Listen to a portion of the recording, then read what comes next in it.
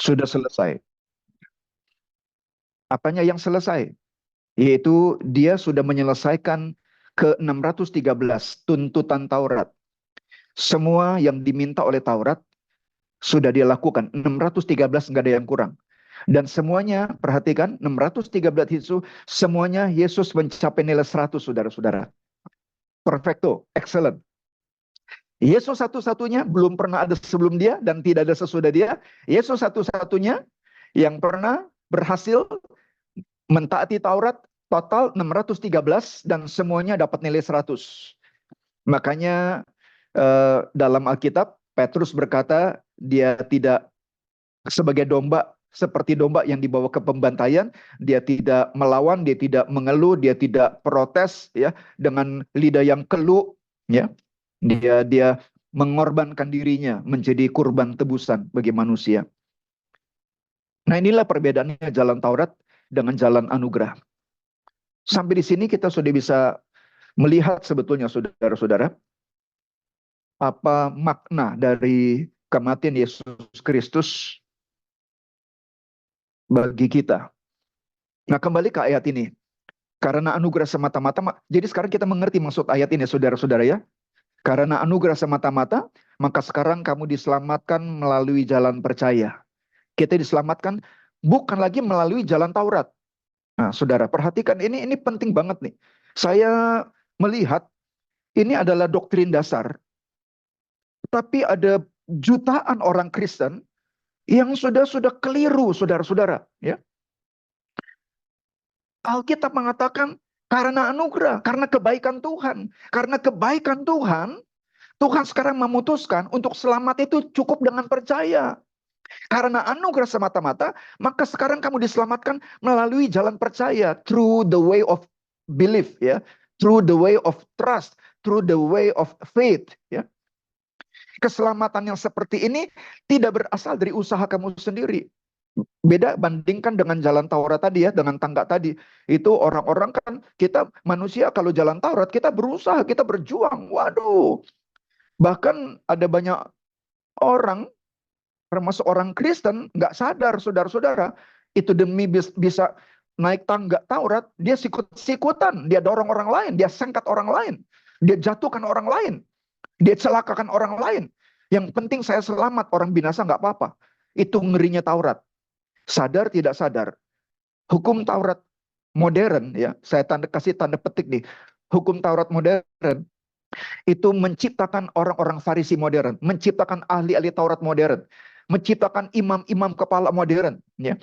Hukum Taurat modern menciptakan orang-orang agamawi modern, saudara-saudara. Ya.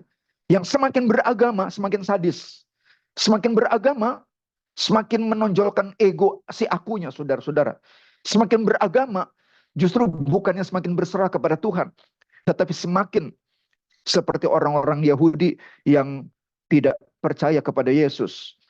Nah, karena anugerah semata-mata, maka sekarang kamu diselamatkan melalui jalan percaya. Keselamatan yang seperti ini, lagi sekali perhatikan, tidak berasal dari usaha kamu sendiri, melainkan pemberian cuma-cuma dari Tuhan.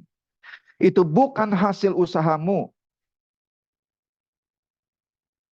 Usaha dalam mentaati hukum Taurat ataupun melakukan segenap syariat peraturan agama kita.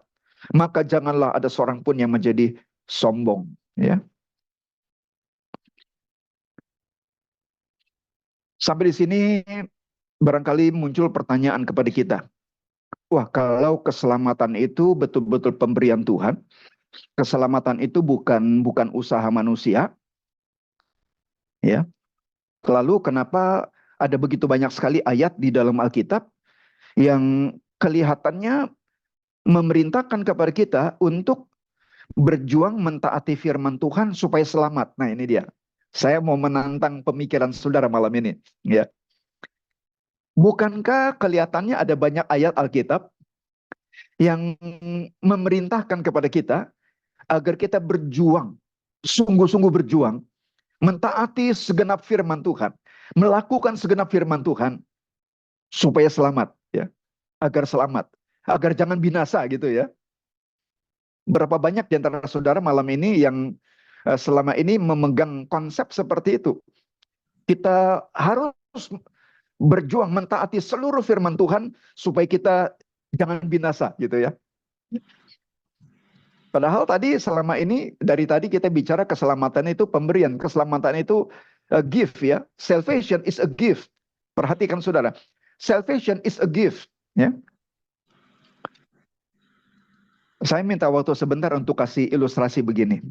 Untuk membedakan antara pemberian dengan hasil usaha ya. Alkisah ada seorang anak sekolah kelas 3 SD ya, kelas 3 SD namanya si Opo, saudara-saudara. Nah, ini nih, dari Sanger nih Opo nih ya. Si Opo. Anak tentara nih, anak kolong saudara-saudara. Bapaknya eh, tentara ya, militer. Berdarah panas, keras saudara-saudara. Disiplinnya tinggi banget. Satu hari papanya si Opo dipanggil ke sekolah oleh wali kelas. Wali kelas bilang, "Opo, panggil papa kamu ke sini. Ibu guru mau ketemu." Lalu datanglah kepala sekolah menghadap kepada ibu guru. Datanglah papanya Opo ya, menghadap ibu guru. "Selamat siang ibu guru, saya dipanggil ada apa?" Lalu kata ibu guru begini, "Bapak, eh, ini minta maaf, kami harus terus terang memberitahukan bahwa Opo tahun ini terancam tidak naik kelas." Waduh, kenapa Bu Guru? Kok tiba-tiba ada berita buruk seperti ini bagi kami? Lalu kata ibu guru begini, sebetulnya ini tidak tiba-tiba. Opo ini sejak kelas 1 harusnya sudah tidak naik kelas. Waduh, jadi kelas 1 itu kami katrol, dia punya angka. Naik kelas 2. Lalu kelas 2 harusnya nggak naik kelas juga. Karena anak ini nakalnya dan malasnya minta ampun. Badung di kelas. Jadi kelas 2 harusnya nggak naik kelas. Tapi kami menghargai Bapak sebagai ayah, seorang abdi negara. Ya. Jadi kami katrol nilainya, kami kasih naik kelas. Dengan harapan kelas 3 ini dia berjuang sungguh-sungguh supaya bisa naik kelas. Tapi kelihatannya apa yang kami lakukan di kelas 1 dan kelas 2 nggak ada artinya. Karena kelas 3 ini, Oppo ini tetap masih nakal, masih malas belajar, dan nilainya jelek semua. Jadi kami beritahukan kepada Bapak, kalau tidak ada perubahan, nanti akhir tahun pelajaran, dia pasti tidak naik kelas. Kecuali Bapak bisa lakukan sesuatu. Kalau Bapak lakukan sesuatu, maka Oppo nanti bisa naik kelas. Ya. Maka papanya si Oppo ini dia pulang ke rumah, dia marah besar saudara-saudara. Dia panggil anaknya, "Oppo." Datanglah si Oppo. "Kenapa papa?" Lalu kata ayahnya, "Kamu anak malas, kamu anak kurang ajar. Kamu ternyata kelas 1, kelas 2 itu naik karena kamu punya angka dikatrol oleh ibu guru. Dan kali ini kelas 3, tahu nggak? Kamu ini nanti bisa nggak naik kelas," katanya. Lalu ayahnya itu marah besar, langsung namanya tentara, itu langsung ban pinggang, kopel tentara, itu melayang saudara-saudara. Wah, cetar, cetor, cetar, cetor, jepret, jepret. Dia hajarlah si Oppo. Apakah Oppo menangis? Tidak. Dia sudah biasa, saudara. Sudah hari-hari itu makan kopel, ya. Wah, jadi papanya hajar dia, pukul dia, sabet dia, marah, bentak dia, marah, maki-maki dia. Lalu saking berisiknya kedengeran sama tetangga sebelah. Lalu tetangga sebelah karena hubungan baik memberanikan diri datang ke rumah Oppo. Kaget lihat papanya Oppo lagi hajar Oppo begitu rupa. Lalu tetangga ini bilang begini, "Bang, kenapa abang pukul dia sampai seperti itu?" "Ah, ini anak gua keterlaluan nih," katanya.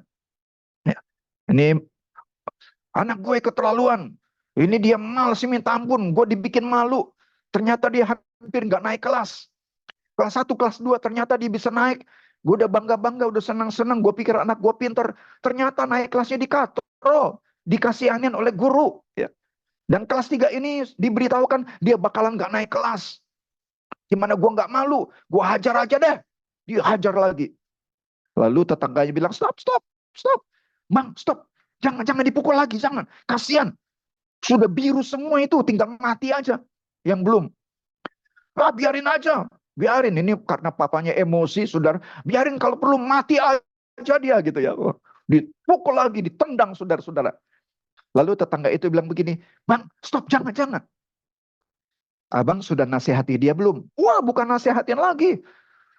Ya, udah gua nasihatin, udah gua marahin, udah gua hajar, tetap aja nggak berubah. Lalu tetangga bilang begini, "Bang, coba pakai satu cara lain." "Cara apa?" "Abang pakai cara begini. Coba janjiin kepada dia untuk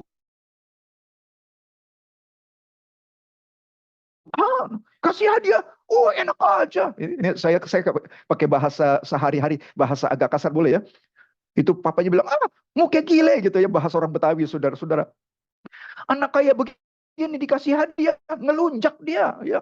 Anak seperti ini dikasih hati, minta ampla. Wah, mendingan gua hajar aja dah, gitu ya. Tapi tetangga bilang, "Bang, jangan. Abang kan sudah nasihati, gagal. Abang sudah ajarin, gagal. Abang sudah marahin, gagal. Abang sudah hajar, gagal. Abang sudah tendang, gagal. Abang sudah bikin hampir mati, gagal. Abang mau pakai cara apa lagi, pasti gagal. Apa salahnya coba satu cara yang abang belum lakukan?" Apa itu? Dengan cara halus, dengan cara yang baik, yaitu bujuk dia untuk belajar rajin-rajin. Nanti kalau naik kelas, kasih hadiah. Lalu bapaknya kesel, tapi ya udah deh, gue coba deh, nggak ada salahnya. Belum pernah coba cara itu, gue coba cara itu. Lalu ayahnya bilang begini kepada Opo, "Opo," ya dengan kesal sebetulnya, "Opo, nih dengar, lu belajar rajin-rajin ya, ngana belajar rajin-rajin. Kalau ngana bisa naik kelas, ngana mau minta apa, papa kasih." Lalu tiba-tiba si Opo bilang begini, "Janji papa ya? Papa ini tentara, disiplin. Nggak pernah bilang A tapi lakukan B. Nggak pernah bilang hitam tapi bikin putih. Papa ini hitam-hitam, putih-putih. Kalau papa janji kasih, papa kasih. Kamu mau minta apa? Asal kau naik kelas," katanya. Lalu Opa bilang begini,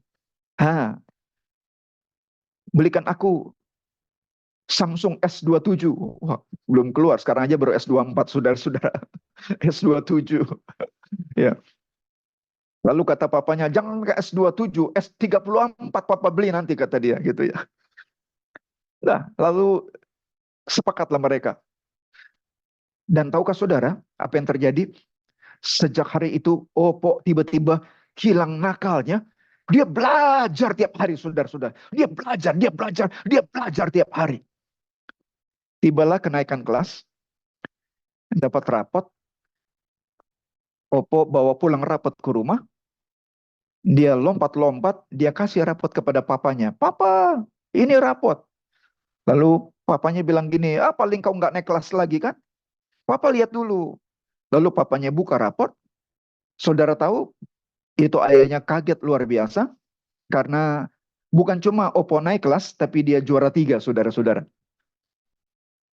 Waktu papa lihat juara 3, ya, anak Anda, anak ini berhasil naik ke kelas dan peringkat 3, itu papanya kaget, bukan alang kepalang. Dia peluk Oppo, dia angkat, dia putar-putar itu anaknya dengan penuh, dengan bangga, dengan terharu sampai mengembang air mata, saudara-saudara. Wah, dia bilang, "Ini baru anak papa, ini baru anak papa, ini baru anak papa." Lalu Oppo bilang begini, "Papa sudah gendongnya, papa ingat janji, papa ingat janji." "Janji apa?" "Samsung S27." "Oh iya, iya, papa ingat, ayo pergi." Pergilah ke Mall Ambassador, saudara-saudara, beli handphone ya. Lalu sampai di toko handphone Samsung, bapaknya dengan bangga keluarkan segepok uang dari kantong, bilang begini kepada penjaga toko, "Keluarkan Samsung S27 dengan spesifikasi yang paling mantap. Karena anak saya bukan cuma naik kelas, tapi dia juara 3. Lalu dikeluarkan handphone, dicek, bagus semua, bayar tunai. Lalu handphone itu papanya Oppo dia ambil, lalu dia kasih ke tangannya si Oppo. Dia bilang, "Oppo, ini hadiah dari papa. Ya, ini Nah, saudara perhatikan, ini kata-kata si papa. Si papa bilang gini, Opo, ini hadiah dari papa. Hadiah karena kamu juara 3. Karena kamu naik kelas dan kamu juara 3. Nah, saya mau tanya gini kepada saudara. Menurut saudara, betulkah handphone itu hadiah? Betulkah handphone itu hadiah? Nah, siapa bilang hadiah? Siapa bilang bukan hadiah? Nah, saudara saya beritahu, ya, saya beritahu, handphone itu bukan hadiah. Kenapa? Karena handphone itu Oppo dapatkan dengan berjuang. Dia berjuang belajar mati-matian untuk bisa naik kelas. Dan perjanjiannya kalau dia naik kelas, maka dia akan dapatkan handphone. Jadi handphone itu bukan hadiah, itu adalah apa? Itu adalah upah. Ya, saya mau cek kita untuk bisa membedakan dengan jelas mana hadiah, mana upah. Ya. Handphone itu upah, upah dari kerajinannya, upah dari perjuangannya. Ya. Nah ini baru hadiah kalau begini.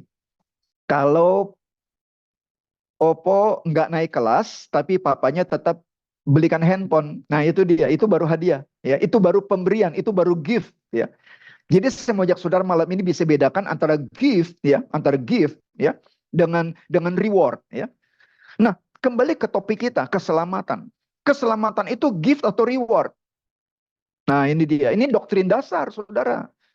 Kelihatannya sepele, tapi jutaan orang Kristen keliru di sini. Ada jutaan orang Kristen yang memperlakukan keselamatan sebagai reward, sebagai upah, sebagai balasan dari Tuhan. Karena kita rajin ke gereja, karena rajin eh, saat teduh, ya, karena gemar berdoa, karena suka baca Alkitab, karena kuat puasa sampai berhari-hari tidak makan tidak minum, maka Tuhan memberi reward, memberi penghargaan, yaitu keselamatan. Kalau konsep kita begitu, kita melawan Alkitab.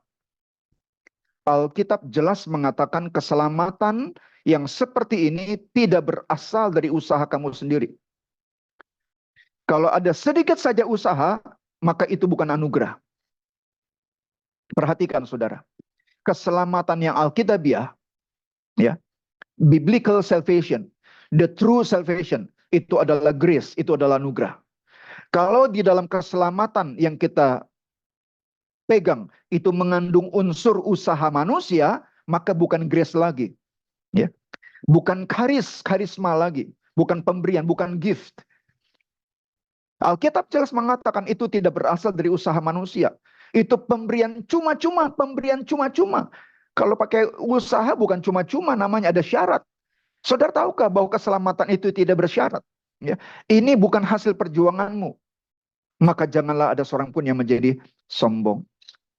Nah, saya masuk bagian-bagian akhir. Kalau begitu, seperti saya bilang tadi, kenapa ada ayat-ayat Alkitab yang kelihatannya memerintahkan kita untuk berjuang, untuk selamat, berjuang untuk tidak binasa. Contohnya ayat ini.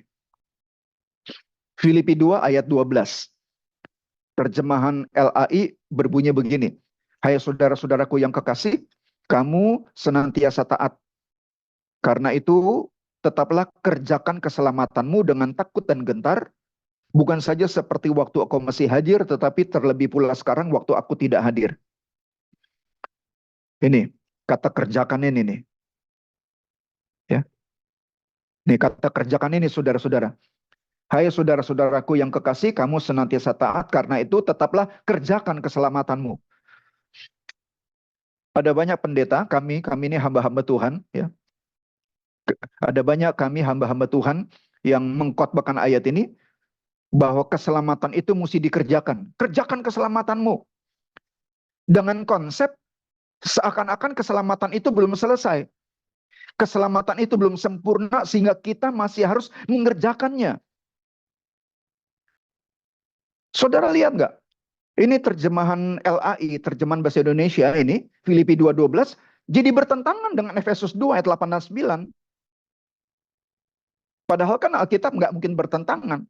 Kalau sampai ada 2 ayat bertentangan, berarti konsep kita, berarti persepsi kita, ya, atau interpretasi kita yang salah, saudara-saudara. Alkitabnya nggak mungkin salah, nggak mungkin bertentangan. Yang bertentangan, yang salah itu adalah penafsiran kita. Saudara sadar atau tidak sadar, yang orang Kristen pegang dalam hidupnya seringkali bukan firman Tuhan yang murni, tapi tafsiran. Ya, yang kita pegang adalah doktrin, yang kita pegang adalah dogma. Dan doktrin atau dogma itu sangat bergantung pada di gereja mana kita berjemaat, itu dia. Ya. Lagi sekali, sebagian konsep, sebagian pengajaran yang kita pegang sebetulnya tanpa sadar bukan betul-betul alkitabiah. Kenapa? Karena hanya doktrin, ya, hanya dogma, hanya tafsir menurut denominasi kita. Ya. Tiap denominasi punya tafsir yang berbeda-beda. Bagaimana caranya kita kembali kepada apa kata Alkitab? Mau tidak mau harus, kalau bahasa teologianya, harus lakukan eksegese, saudara-saudara. Harus mengeksegese tiap-tiap ayat. Ya. Membongkar makna kata per kata. Nah, apa sebetulnya yang dimaksudkan dengan Filipi 2 ayat 12 ini? Dengan kata-kata tetaplah kerjakan keselamatanmu dengan takut dan gentar. Saudara, ini ada tulisan agak panjang, saya baca cepat aja ya. Kesalahpahaman pengertian mengakibatkan kesalahan doktrin. Lagi sekali, kesalahpahaman pengertian mengakibatkan kesalahan doktrin. Jadi doktrin bisa salah kalau kita salah mengerti ayat-ayat Alkitab, ya. Dalam mengartikan ayat kita salah, akibatnya doktrin yang kita bangun salah. Ada banyak sekolah Alkitab, ada banyak sekolah teologi, ada banyak sinode, ada banyak denominasi membangun doktrin yang salah karena cara mereka mengerti sebuah ayat itu salah, saudara-saudara, ya. Contohnya ayat ini nih. Hai saudara-saudaraku yang kekasih, kamu senantiasa taat. Karena itu tetaplah kerjakan keselamatanmu dengan takut dan gentar. Bukan saja seperti waktu aku masih hadir, tetapi terlebih pula sekarang waktu aku tidak hadir. Dari nats tersebut muncul kesalahpahaman bahwa satu, keselamatan yang telah diperoleh oleh orang percaya bersifat belum final. Sebab masih harus tetap dikerjakan. Benar nggak saudara? Selama ini kan pemahamannya begitu. Ya, muncul kesalahpahaman. Seakan-akan keselamatan yang kita sudah terima nih ternyata belum final karena kita masih harus mengerjakannya. Yang kedua, karena belum final, ini implikasinya saudara ya. Ini dampak berurutan. Ini urut kacang namanya ya, sambung menyambung. Karena nomor satu muncul nomor dua. Karena belum final, maka berarti hasil akhirnya nanti tidak seorang pun dapat memastikannya. Belum final kok, ya kan? Lah kalau belum final, kita nggak bisa memastikan nanti endingnya, finishnya bagaimana. Selamat atau tidak maksudnya begitu. Ya. Nomor tiga, rupanya itulah sebabnya dikatakan harus takut dan gentar. Yang artinya takut dan gentar kalau batal selamat dan batal memperoleh hidup yang kekal. Bukankah begitu sebagian besar doktrin yang kita pegang? Ada satu ketakutan dalam diri kita. Takut apa? Takut batal selamat. Takut batal memperoleh hidup yang kekal. Berapa banyak di antara saudara malam ini yang ada perasaan itu takut batal selamat, ya, takut gagal selamat, bahwa masih mungkin tiba-tiba binasa lagi, ya. Nomor 4, rupanya itulah pula sebabnya kita sering diingatkan bahwa keselamatan itu harus dijaga atau dipelihara. Berapa banyak di antara saudara yang sering mendengar kami hamba-hamba Tuhan memerintahkan kalimat itu kepada saudara sebagai jemaat. Keselamatan itu harus dijaga, harus dipelihara. Sebab jika tidak, maka ada indikasi dan potensi bahwa keselamatan itu akan hilang. Saudara, nomor 4 ini sebetulnya kalau kita mau jujur, kita renungkan, ini bertentangan dengan Efesus 2 ayat 8-9. Uang untuk mendapatkannya aja gratis, mendapatkannya aja kita nggak bisa usaha. Tidak ada satu usaha apapun yang mampu bikin kita selamat. Lalu bagaimana mungkin ada usaha untuk mempertahankan, untuk menjaga? Ya, untuk mendapatkannya aja susah. Bukankah ada pepatah yang mengatakan bahwa mempertahankan lebih sulit dari mendapatkan? Benar ya? Saudara pernah dengar pepatah itu ya? Mempertahankan lebih susah dari mendapatkan. Dapat masih lebih gampang ya. Mendapatkan lebih gampang daripada mempertahankan. Nah, untuk mendapatkannya kita nggak mampu. Bagaimana kita bisa mempertahankan? Ini kan omong kosong, saudara-saudara. Ya, ini doktrin omong kosong. Ini maaf ya, kami hamba-hamba Tuhan tanpa sadar seperti yang Yesus katakan. Para ahli Taurat menaruh beban-beban yang berat di punggung orang yang ahli Taurat itu sendiri nggak sanggup untuk melakukannya. Itulah kami para pengajar yang salah paham akan kebenaran ini. Ya. Nomor 5, maka logika yang terbentuk selanjutnya adalah keselamatan itu harus kita jaga dan kerjakan. Dan satu-satunya cara untuk menjaga, untuk mengerjakan keselamatan adalah dengan hidup mentaati atau melakukan firman Tuhan. Ya, dengan hidup menaati atau melakukan firman Tuhan. Ini umum banget. Ini umum banget. Kami hamba-hamba Tuhan sangat-sangat terbiasa mengkhotbahkan kalimat ini. Nomor 6. Jadi tidak dapat tidak, untuk memiliki kepastian keselamatan, kita harus menaati atau melakukan setiap dan seluruh firman Tuhan. Sambil memastikan jangan sampai kita berbuat dosa lagi. Maka kesimpulan akhirnya nomor 7 adalah kepastian keselamatan akhirnya hanya merupakan sebuah utopia. Lagi sekali, kepastian keselamatan, ya kepastian keselamatan akhirnya hanya sebuah utopia. Atau apa itu utopia? Utopia adalah khayalan, impian, atau idaman. Hanya idaman. Dapat atau enggak tahu. Kalau pinjam istilah tetangga, walahu alam. Kamu selamat atau tidak? Walahu alam. Kenapa? Karena semua keselamatan kita masih harus kita kerjakan. Kita belum tahu nanti finalnya bagaimana. Kita nggak tahu hari akhir bagaimana. Tidak ada seorang pun yang bisa memastikan dia masuk surga atau tidak. Kalau begitu gitu kan.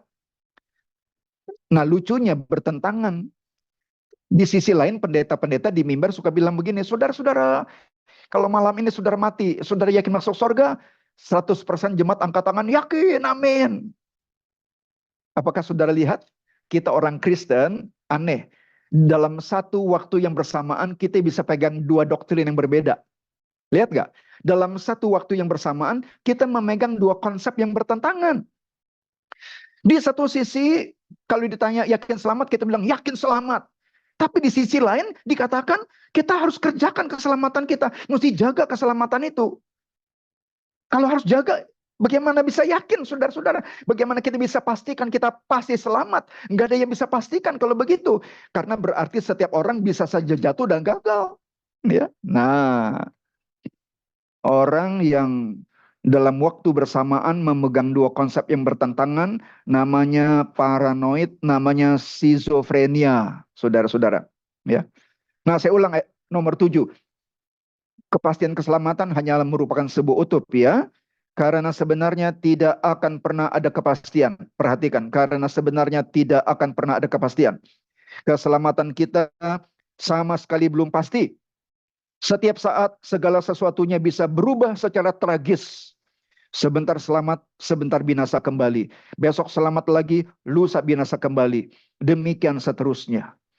Sebab selamat atau tidaknya kita pada titik terakhir hidup kita nanti ternyata bergantung pada kemampuan kita dalam menjaga dan mengerjakan keselamatan itu. Jujur aja. Bukankah ini konsep dari sebagian besar kita orang Kristen? Yang saya blok kuning, saudara lihat.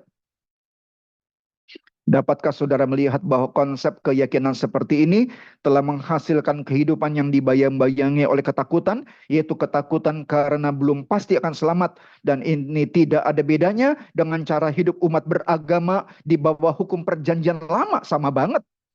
Sama persis dengan orang Yahudi yang tidak percaya Yesus.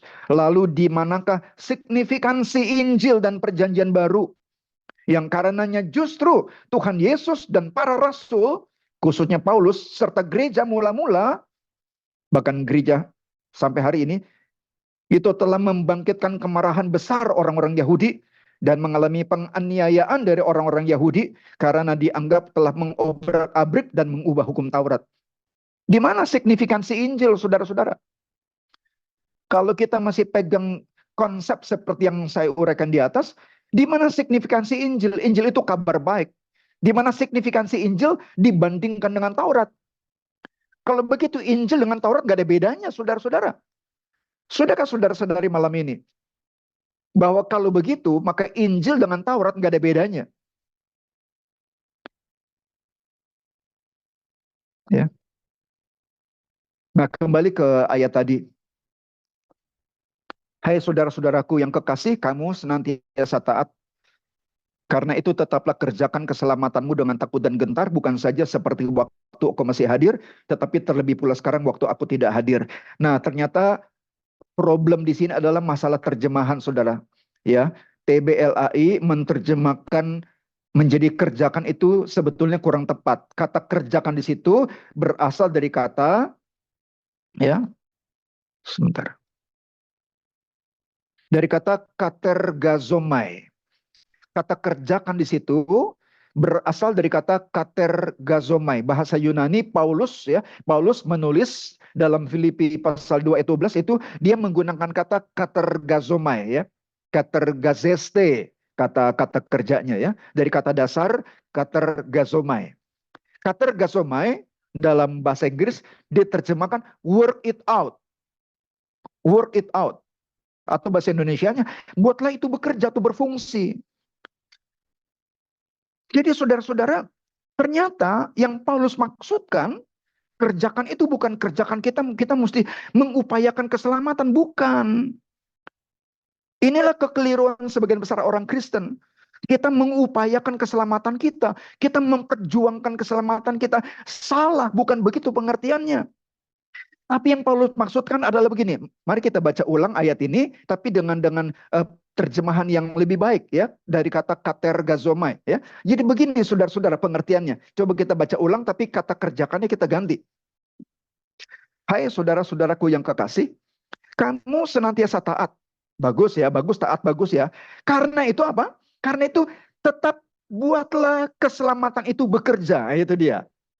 Karena itu tetap buatlah keselamatanmu itu bekerja. Ya, buatlah itu bekerja. Buatlah keselamatanmu berfungsi dengan takut dan gentar, dengan sikap hormat maksudnya, ya, dengan rendah hati, jangan sombong, ya, dengan apa? Dengan respek kepada Tuhan, ya, bukan dengan jemawa, dengan rasa lebih rohani dari orang lain.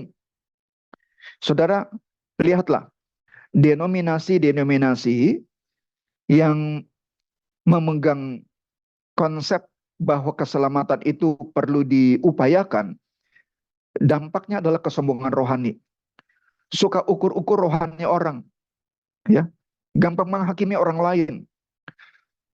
Kalau kita gagal memahami bahwa keselamatan itu betul-betul anugerah, kalau kita gagal memahami bahwa keselamatan itu pemberian, betul-betul pemberian, dan kita nggak punya andil apa-apa, kita tidak punya kemegahan apa-apa. Kalau kita gagal memahami itu, maka kita akan sombong rohani, dan di dalam gereja akan saling menghakimi, saling tuding, saudara. Ya, wah, apalagi kita nih dalam pengajaran roh, ya. Wah, muncul dah macam-macam apa nanti, minta maaf nih saya ngomong terus terang, ya. Nanti muncul apa pewahyuan-pewahyuan baru, ya. Oh, yang bilang kamu binasalah apa segala macam, saudara-saudara. Ya. Saya sungguh percaya, I do believe dengan pewahyuan, ya. Saya sangat percaya nubuatan penglihatan. Saya sudah tahu nubuat penglihatan sebelum saya kenal GSII, saudara-saudara, ya. Saya tahu betul, saya sangat percaya, saya sangat merindukan karunia-karunia ilham dan karunia-karunia wahyu. Karena itu sebab karunia-karunia itu memperkaya dan memperkuat, memberi power untuk gereja. Tapi tidak boleh ada pewahyuan, tidak boleh ada ilham yang bertentangan dengan Alkitab. Kalau ada pewahyuan, ada ilham yang bertentangan dengan bunyi Alkitab, tegas saya berani katakan itu tidak benar, saudara-saudara. Alkitab mengatakan bahwa keselamatan kita adalah pemberian. Makanya ayat 13, nah saudara, Filipi 2 ini nggak boleh sepotong baca ayat 12 saja. Harus baca ayat 13-nya, saudara-saudara. Dalam ayat 13-nya dikatakan, karena terjemahan ini LAI sendiri terjemahkan, karena Allah lah, karena Tuhan lah yang mengerjakan di dalam kamu baik kemauan maupun pekerjaan menurut kerelaannya, ya. Saya cepat ngebut, wah ini waktunya sudah lari nih, saudara-saudara. Minta maaf Pak Yohanes, ya, saya ngebut. Baik. Nah, kembali ke ayat. Lanjut terus aja. Oke, baik, terima kasih. Nah, kembali ke Efesus 2:8 dan 9. Karena anugerah semata-mata, maka sekarang kamu diselamatkan melalui jalan percaya. Ingat baik-baik, kita diselamatkan bukan lagi melalui jalan Taurat, ya. Bukan through the way of law, ya. Bukan through the way of law, bukan melalui jalan hukum Taurat, tapi through the way of faith, ya, melalui jalan percaya. Keselamatan kita lewat jalan percaya, ya. Keselamatan yang seperti ini tidak berasal dari upaya kamu sendiri, melainkan pemberian cuma-cuma dari Tuhan, bukan hasil perjuanganmu dalam mentaati hukum Taurat ataupun segenap syariat agama lainnya, maka janganlah ada seorang pun yang menjadi sombong. Nah, saya tutup implikasi bagi kehidupan Kristen modern. Apa implikasi dari kebenaran ini? Ini slide terakhir nih. Implikasi dari kebenaran ini bagi kehidupan Kristen modern adalah yang pertama, modernisasi tidak boleh menghilangkan kabar baik atau Injil mengenai keselamatan yang ajaib di dalam Tuhan Yesus Kristus. Saudara, di zaman modern ini kita seringkali terlalu berani bermain dengan kecanggihan pemikiran kita. Dan kecanggihan pemikiran kita tanpa sadar kita biarkan menjadi liar dan kita menjadi terlalu berani mengutak-ngatik nats-nats firman Tuhan keluar dari makna yang sebenarnya. Itulah sebabnya tadi saya katakan, di sini ada Pak John Lee, ya. Beliau pasti pakar dalam hal ini, ya. Karena habiskan bertahun-tahun di dunia sekolah, ya, di dunia keilmuan teologi, ya. Makanya tadi saya katakan di tengah-tengah kita perlu eksegese tiap-tiap nats, tiap-tiap ayat Alkitab harus betul-betul dieksegese secara bertanggung jawab, ya. Ada banyak pengajar, ada banyak pengkhotbah yang terlalu berani mengeksegese nats-nats Alkitab secara tidak bertanggung jawab, ya. Nanti ada pembahasan lain. Kalau eksegese yang tidak bertanggung jawab itu namanya bukan eksegese tapi jadi eisegese, ya. Eisegese itu artinya suka-suka saya, menurut pemahaman saya, menurut persepsi saya, ya. Menurut pandangan saya, menurut keinginan saya, ini ayat diterjemahkannya apa gitu, ya. Itu eisegese. Tapi Alkitab sangat menentang keras cara eisegese, harus eksegese, saudara-saudara. Nah, jadi modernisasi tidak boleh menghilangkan kabar baik mengenai keselamatan yang ajaib di dalam Tuhan Yesus Kristus. Ingat baik-baik, saudara, Paulus bilang begini, berita Injil itu menjadi kebodohan bagi orang Yunani, ya. Injil jadi kebodohan. Kenapa? Karena nabrak dengan kepintaran mereka, ya. Nabrak kepintaran mereka, saudara-saudara. Injil juga jadi batu sandungan bagi orang Yahudi katanya, ya. Karena orang Yahudi yakin untuk selamat mesti ini, mesti itu, tambah ini, tambah itu. Itu karena ayat terkenal tuh di saya, ya. Mesti begini, mesti begitu, tambah ini, tambah itu. Ya, itulah Taurat. Itulah Taurat, mesti begini, mesti gitu. Begitu sudah berhasil orang lakukan, tambahin lagi, tambah ini, tambah itu, makin dibikin sulit. Taurat itu punya rumus begini, kalau bisa dipersulit, kenapa mesti dipermudah? Itu Taurat. Lagi sekali, kalau bisa dipersulit, kenapa harus dipermudah? Ayo bikin sulit. Dengar baik-baik. Gereja-gereja yang demen banget, yang suka banget bikin sulit ajaran-ajaran Alkitab kepada jemaatnya, tanpa sadar sudah kehilangan anugerah dan kembali kepada Taurat, saudara-saudara, ya. Nah, tapi saya nggak mau saudara salah paham, saya menganut paham hyper grace dan sejenisnya. Ini jadi belok dikit nih, ya. Yang wah, keselamatan itu jadi murahan. Bukan. Itu kapan-kapan kita ngomong ke situ, tapi nggak malam ini, saudara-saudara. Saya jauh banget dari paham begituan. Saya lagi beritakan Injil yang sejati. Saya tidak sampaikan ajaran yang aneh-aneh. Saya sampaikan apa yang Alkitab. Dari tadi sudah lihat kita hanya bahas ayat-ayat kan, ya. Kita nggak bahas penafsiran-penafsiran. Kita bahas apa bunyi ayat dalam bahasa aslinya begitu, gitu, ya. Yang kedua, implikasi kedua, modernisasi tidak boleh menggoda kita untuk berusaha berkenan kepada Tuhan dan diselamatkan dengan cara atau kekuatan diri sendiri. Orang modern kan punya segala-galanya ya. Kita di zaman modern ini kita menjadi orang yang sangat mampu ya. Eh, Modernisasi memberi kita teknologi yang lebih dari cukup. Sekarang teknologi itu lebih dari cukup, saudara-saudara. Teknologi melangkah eh, sedikit terlalu cepat dari yang diperlukan, saudara-saudara. Ini pendapat saya.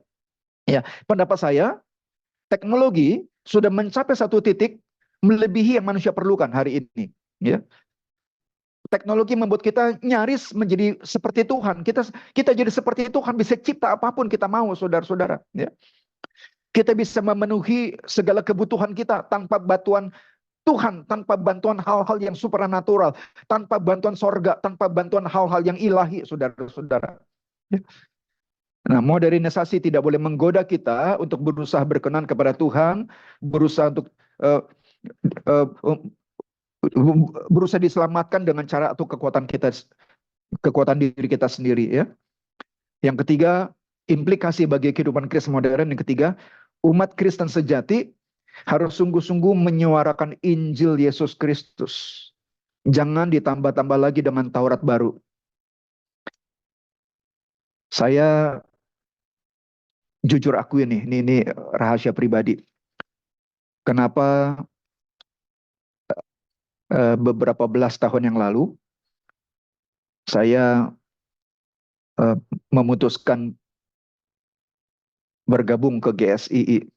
Saya kenal Om Eka udah dari mungkin hampir 40 tahun yang lalu, saudara-saudara, di zamannya masih di Gereja Penyebaran Injil dan di Sekolah Alkitab Penyebaran Injil ya. Ada Pak Jolne di sini, teman saya. Ya. Hampir 40 tahun yang lalu. Ya. Oh, lebih.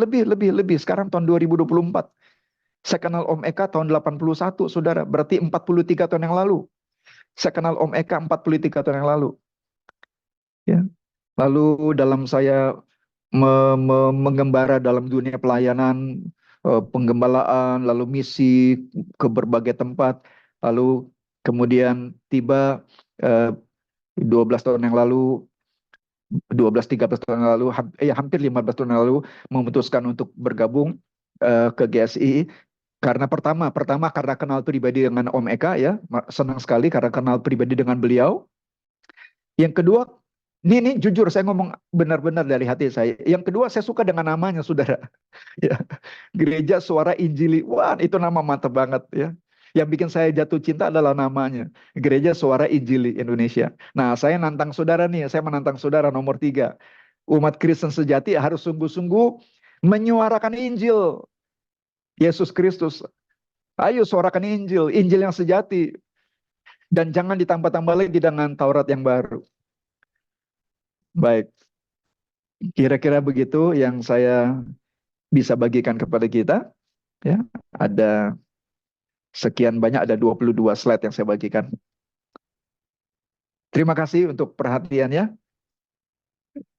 Saya berharap apa yang saya sampaikan bukan sekedar menjadi pengetahuan, tetapi akan menjadi kebenaran yang powerful, yang akan mengubah total.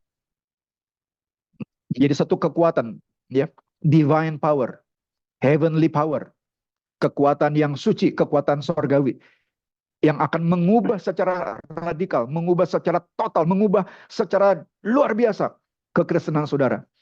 Karena saya sendiri mengalami perubahan yang nggak ada waktu untuk cerita. Ketika saya mengenal kebenaran ini, hidup saya diubah total, saudara-saudara. Ya, hidup saya diubah total sejak saya mengenal kebenaran ini. Ada kuasa, kekuatan yang tidak pernah saya mengerti sebelumnya. Ada kekuatan untuk melawan dosa, ada kekuatan untuk hidup berkemenangan. Selama ini kita dicambuk untuk takut akan Tuhan karena takut ada penglihatan hitam, takut penglihatan ular, takut penglihatan kelelawar, takut penglihatan burung merak, takut penglihatan. Jadi saya berjuang hidup dalam kebenaran itu karena momok, kan ketakutan, saudara-saudara. Takut nanti tiba-tiba ada nubuat yang menemplak, malu dan sebagainya. Tidak ada kebenaran. Saya berjuang hidup dalam kebenaran bukan karena kebenaran itu sendiri, tapi karena ketakutan. Padahal Alkitab katakan Injil sejati itu memerdekakan. Kristus memerdekakan. Hukum roh itu memerdekakan. Hukum roh itu memerdekakan. Bukan memperhamba, saudara-saudara. Kalau hukum roh itu bikin kita jadi ketakutan, itu bukan hukum roh yang benar. Hukum roh yang benar itu memerdekakan. Ketika saya mengerti Injil yang sejati, saya alami kelepasan yang dahsyat. Sekarang saya belajar untuk tidak lagi berbuat dosa, bukan karena takut binasa. Tapi saya belajar tidak berbuat dosa karena saya cinta Yesus, saudara-saudara. Itu bedanya. Taurat orang berjuang mati-matian untuk tidak berbuat dosa karena takut api neraka. Kalau kita seperti itu, kita nggak ada bedanya dengan umat perjanjian lama. Umat perjanjian baru harus mendisiplin hidupnya untuk tidak lagi berbuat dosa, bukan karena takut, tetapi karena cinta, karena mengasihi Yesus. Saya tidak berbuat dosa, bukan karena saya berjuang, bukan karena saya takut, tapi karena saya tidak lagi kepengen. Ya. Ada orang berhenti merokok, dengan susah payah, dia berjuang. Kalau lihat temannya isap rokok, dia ngiler, saudara-saudara. Tapi ada orang yang berhenti merokok.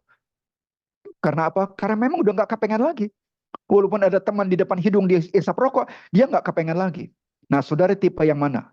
Saudara berhenti berbuat dosa karena takut, sehingga sebetulnya di dalam hati masih ngiler pengen berbuat dosa, atau saudara berhenti berbuat dosa karena saudara sudah mengerti makna kematian Yesus di atas salib yang memerdekakan saudara. Amin. Tuhan Yesus memberkati. Saya kembalikan kepada panitia.